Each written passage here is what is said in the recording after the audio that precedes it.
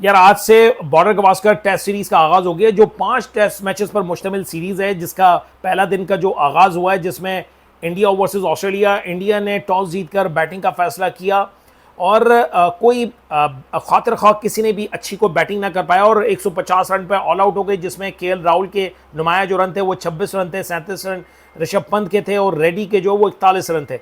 इसके अलावा कोई भी बल्लेबाज स्कोर ना बना पाया, मगर जो सोशल मीडिया पे जो शादियां ने बजाना शुरू हो चुके थे सिर्फ 150 रन पे आउट होने के बाद कि ऑस्ट्रेलिया ने इंडिया को अपनी सरजमीन के ऊपर उसके परखे उड़ा दी उसकी बैटिंग लाइनअप पे, तो लोग बड़ी खुशियां मना रहे थे और समझ रहे थे, बड़ी मेम्स बना रहे थे, बड़ा मजाक उड़ाया। देखें, अर्ली किसी भी चीज़ का मजाक ना उड़ाए। देखो, क्रिकेट को क्रिकेट सेंस से देखना चाहिए और कभी भी पासा पलट जाता है, ये गलत नहीं है जो हमेशा माजी में कहा जाता था, बल्कि अब भी कहा जाता है क्रिकेट जो है वो गिरगिट की तरह रंग बदलता है और वही हुआ। मगर जसप्रीत बुमराह ने अपनी ज़बरदस्त कप्तानी की बदौलत शानदार बॉलिंग का आगाज़ करते हुए ऑस्ट्रेलिया को जिस तरीके से दबाव में डाला और जो प्रेशर बिल्डअप किया पहली गेंद से सिराज ने और बुमराह ने जिस तरीके से अपनी बॉलिंग का आगाज़ किया था और जिस तरीके से अपने एंड से बुमराह ने अर्ली 3 विकेटें अपने हाथ में हासिल कर ली, जिसमें जो एक ज़बरदस्त जो एक टर्निंग पॉइंट था, जिसमें उन्होंने जब ख्वाजा का विकेट लिया और अगली गेंद के ऊपर स्मिथ का विकेट ले लिया। हालांकि हैट्रिक आज रह गई, मगर इसमें हैरत ज़्यादा बात यह है कि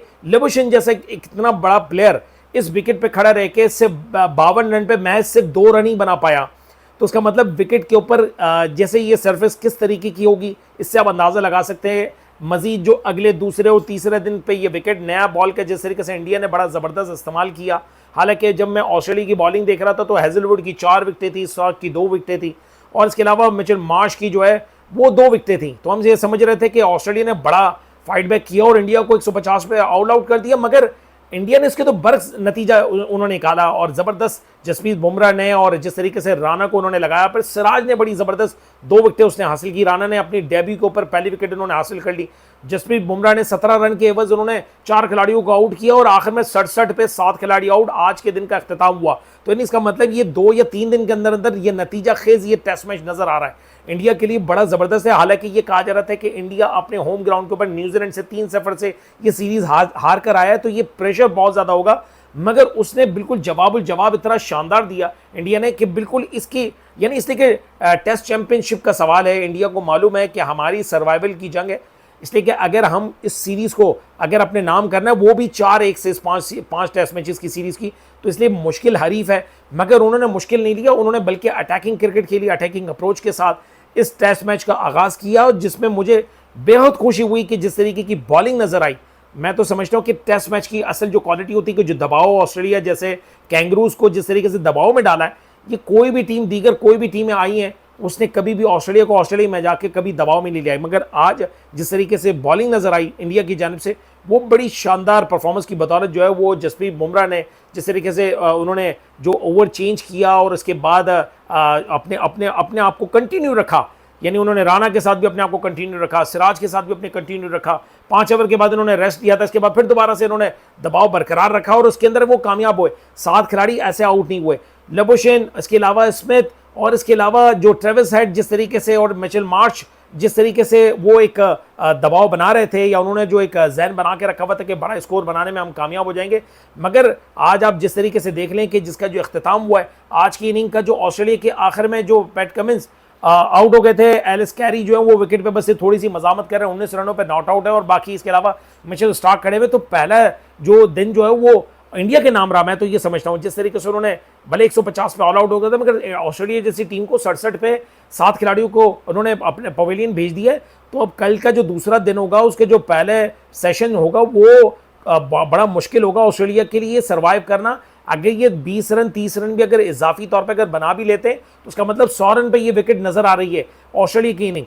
अगर ये सरप्राइज होगा मेरे ख्याल से इंडिया जैसी बेहतरीन बॉलिंग लाइनअप के सामने अगर रुकना, जिस तरीके से जसप्रीत बुमराह नए मूड के साथ आएंगे, नए उनका जो है वो अटैकिंग अप्रोच होगी, तो जाहिर सी बात है सिराज को भी लगाएंगे और ख़ुद भी अपने साथ लगेंगे।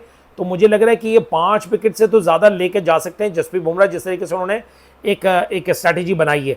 मगर मुझे लग रहा है कि पहला सेशन ऑस्ट्रेलिया के भारी हो जाएगा। अगर सपोज ये सरप्राइज होगा कि वो 100 रनों से अगर ऊपर मार लेते हैं, एलेक्स कैरी सिर्फ एक बल्लेबाज हैं, अगर उनकी बैटिंग अगर चल जाती है तो क्या आपको लगता है कि ये 150 क्रॉस कर देंगे? इसलिए कि 83 रन अभी भी इनको जो है वो दरकार है इंडिया के स्कोर को बराबर करने में। तो मुझे नहीं लगता कि 3 विकेटें जो है वो खातिर खा परफॉर्मेंस दे पाएंगे, इसलिए कि बड़े विकेट है वो परफॉर्म नहीं कर पाए। अब कहने की बात ये कि अब जो है ये टेस्ट मैचेस के जो नताइज हैं, वो विकेट जिस तरीके से ऑस्ट्रेलिया ने तैयार की है, वो दूसरे और तीसरे दिन जो है वो नताइज वो अखस होना शुरू हो चुके हैं कि पहले दिन के अंदर ही मालूम पड़ चुका है कि ऑस्ट्रेलिया ने विकेट किस किस्म की तैयार की। हालांकि ये कहा जा रहा था कि ऑस्ट्रेलियन प्लेयर्स ने बड़ी ज़बरदस्त तैयारी की थी बॉर्डर गवास्कर सीरीज़ के लिए, मगर जिस किस्म की बैटिंग की गई है आज इंडिया के सामने, तो वो तैयारी जो है वो सारी एक्सपोज हो चुकी है, इसलिए कि इंडियन बॉलिंग लाइनअप ने पूरे परखचे उड़ा दिए ऑस्ट्रेलियन बल्लेबाजों के। मगर अब पहला सेशन जब कल का होगा, दूसरे दिन का आगाज़ होगा, वो देखते हैं कि इंडिया कितना ज़्यादा दबाव बना पाता है और ऑस्ट्रेलिया कितना दबाव बर्दाश्त कर पाता है। क्या ये इस स्कोर को लेवल कर पाएगा या कितनी जो है वो उसको स्कोर कम बना पाएगा। अब बाकी इंडिया की जिस तरीके से परफॉर्मेंस है, तो मुझे लग रहा है कि ये कम से कम 50 रनों की लीड के बाद इंडिया जो है वो अपनी बैटिंग स्टार्ट करेगा। अब बाकी ओवरऑल कल का दिन जो है वो दूसरे दिन का आगाज़ है, वो देखा जाएगा। बाकी आपकी क्या राय है उसके बारे में ज़रूर आगाह कीजिएगा।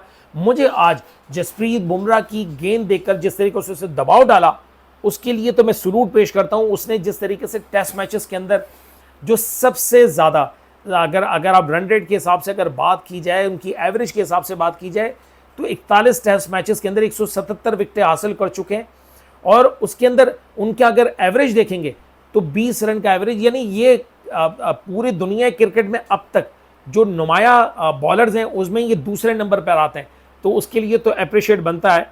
और मुझे उम्मीद है कि अभी मज़ीद उनकी कई बरस की क्रिकेटिंग की बाकी है। हालांकि यही वो जसप्रीत बुमराह हैं जिन्होंने अपने होम सीरीज़ के अंदर वो विकेट लेने में या अच्छी बॉलिंग करवाने में कामयाब नहीं हो पाए थे न्यूजीलैंड के सामने, मगर आज ऑस्ट्रेलिया के सामने जिस तरीके से उन्होंने कमबैक किया है, वो एक बेहतरीन कप्तानी के साथ बेहतरीन बॉलर भी बनकर नुमाया साबित हो रहे हैं। और ये बात यकीनी तौर पे कही जा सकती है कि जसप्रीत बुमराह दुनिया का बड़ा बेहतरीन बॉलर है, मिस्ट्री बॉलर है और ज़बरदस्त बॉलर है। उसने अपने आप को प्रूव किया। बाकी ओवरऑल आपकी आज के टेस्ट मैच की जो आगाज़ जिस तरीके से हुआ, उसके बारे में आप भी अपनी को राय दे सकते हैं कि कहाँ किन बल्लेबाजों की ऑस्ट्रेलिया की जानिब से या इंडिया की जानिब से कहाँ मिस्टेक्स हुई, इंडिया ने कहाँ पर उन्होंने सक्सेस हासिल की, उसके बारे में बताइएगा। ऑस्ट्रेलिया कितना अपने इस मैच को बचाने के लिए कितना स्कोर मज़ीद बना सकता है, उसके बारे में भी आप राय दें। Thank you very much. अपनी अच्छी राय देने का मैं मुंतज़र हूँ। अपना बहुत ज़्यादा ख्याल रखिएगा। Thank you very much.